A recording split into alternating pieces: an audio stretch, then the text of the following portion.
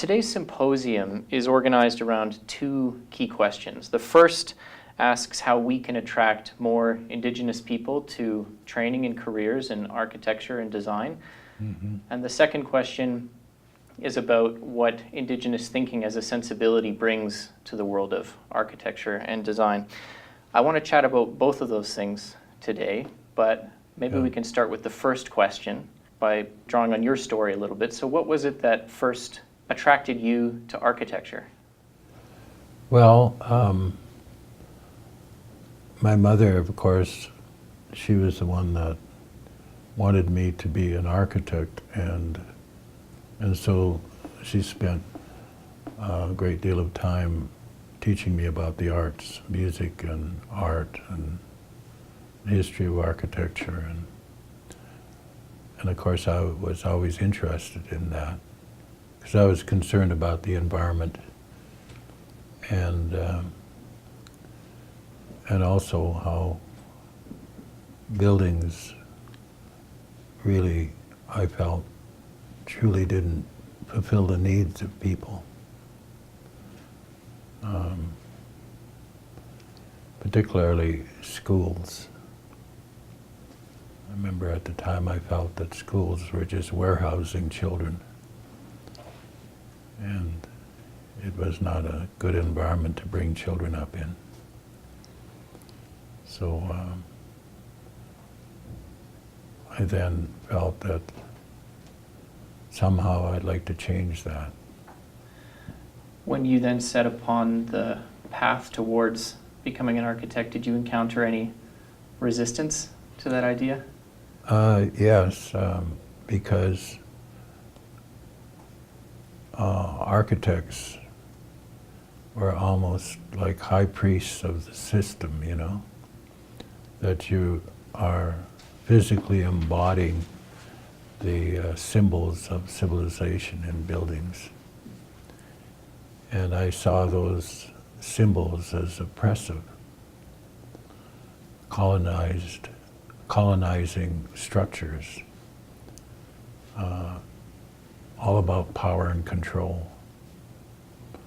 They didn't serve the people they were supposed to be serving. They served the institutions of the people that were in them, who didn't serve the people themselves. So I saw the buildings as not really fulfilling the responsibility of serving people in a good way, and that I felt that I would like to be able to be an architect to provide facilities that would truly serve the people. Did you find any particular support for the approach that you brought to design when you went to school? Not at UBC, but at University of Texas, I did find tremendous support because of one of my professors was from Germany, and he said, your thinking is like the work of Rudolf Steiner, and he translated all of his work for me and did help me do a lot of research on his work and his life. And I could see there were parallels because Rudolf Steiner was just speaking like one of our elders. So I just saw, you know, the relationship between some of the elders in Europe and our elders here. There's, you know, like we're all the same as human beings. We're all, you know, one race is the human race, and we're all may have come from different backgrounds, but virtually we are all the same when it comes to our needs and our feelings and our dreams. So, yes. And he of course, being from Germany, at that time he had to leave Germany because of the rising of Hitler at that time. and the need for, at that time, Germany to seek revenge and have a sense of power over their lives, which they lost in the First World War. And so you could take the vengeful state, take back power the way Hitler wanted to, or Rudolf Steiner's approach is about loving and caring and respecting. And so that's what he wanted to bring up children. Yes, their institutions all failed them in Germany.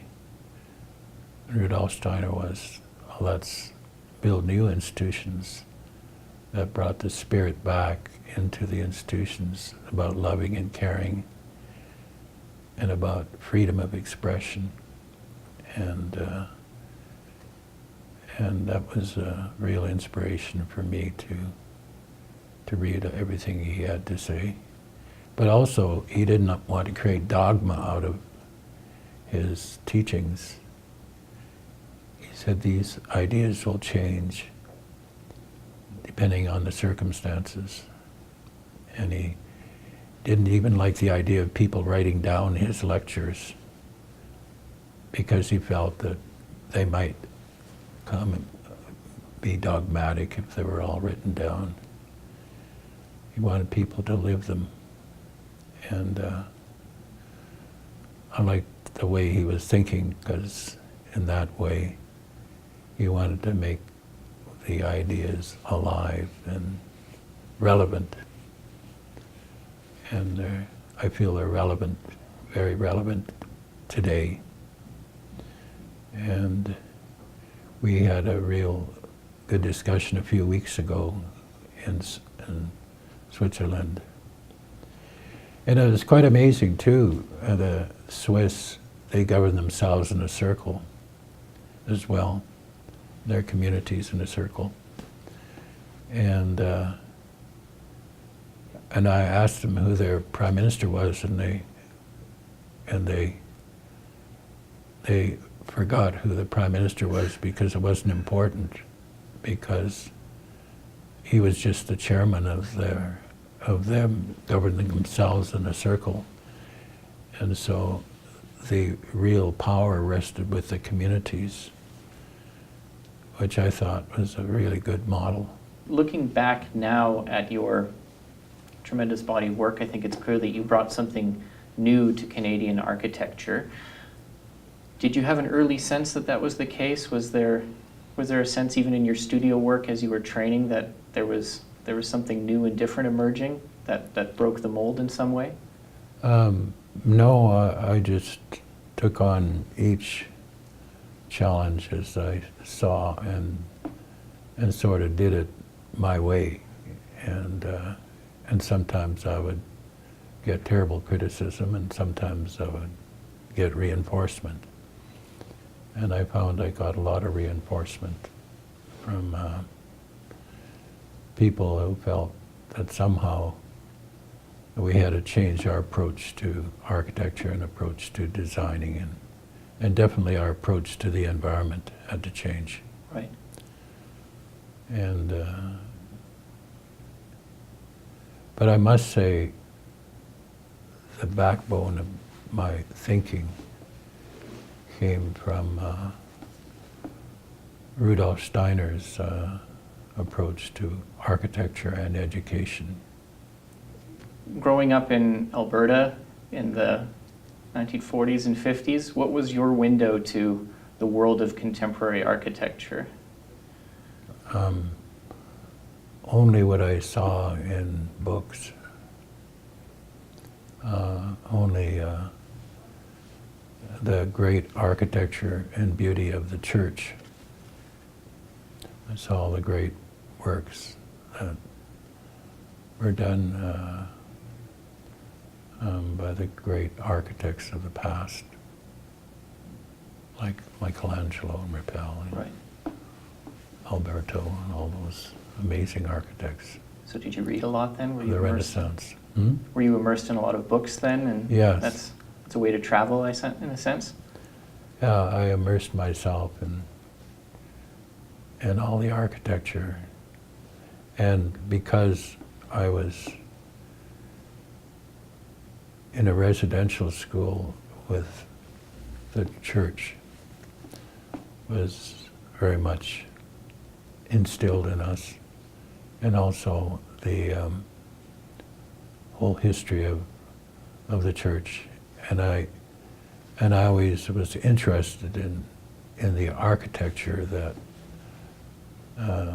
embodied the thinking of the church, and particularly the Baroque period, because they changed their whole approach to architecture to bring people back into the church.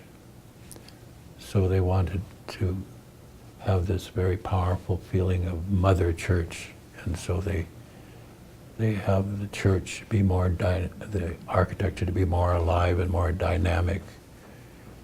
And the Baroque period really was intriguing to me, how they built these very strong dynamic forms in the architecture. So architecture can be a very rewarding career. It can also be a very punishing career in some ways. Yeah. What would you, if there's someone listening who's considering a career in architecture, what would you invite them to the profession? What would you say to invite someone to study design? I think it is a very exciting profession because it crosses all the other professions in a sense. If you're truly serving people, you have to understand where they're coming from. And so what I did at university at Texas, I took courses in sociology and cultural anthropology because I wanted to understand more about people and different cultures. And so you're involved also in politics. While I was at university, I was very much involved with student rights and human rights. And I happened to be in the South at the time and very much involved in the human rights movement when I was into school. And so you're looking at the culture, you're looking at, and then the politics, because you're dealing, most people that create architecture, or groups of people, have power and money. And so you are asked to bring their visions into reality. So you have to have an understanding of power and economics. And and then you are into art because you have to present your ideas, and into engineering. And then when you're under construction, into the building industry and trades, you have to know the trades. It's part of your palette. And you work with the trades and with the systems of governance, because everybody has something to say in terms of how things should be put together. So you're going, it's sort of the last profession where you truly have to be almost a Renaissance man, as they say. You have to know a little bit about everything. That quality of architecture, that it sort of cuts, as you say, across all of these other disciplines, do you think that that makes it a good home for Indigenous ways of knowing and thinking? I feel it does, if you are willing to embrace everything in a good way,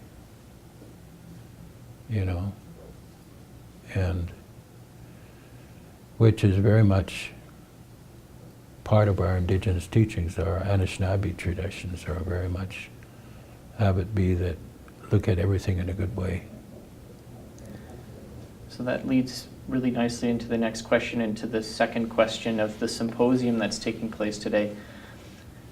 And that is about how to bring the Indigenous way of thinking, sensibility to the world of design and to architecture.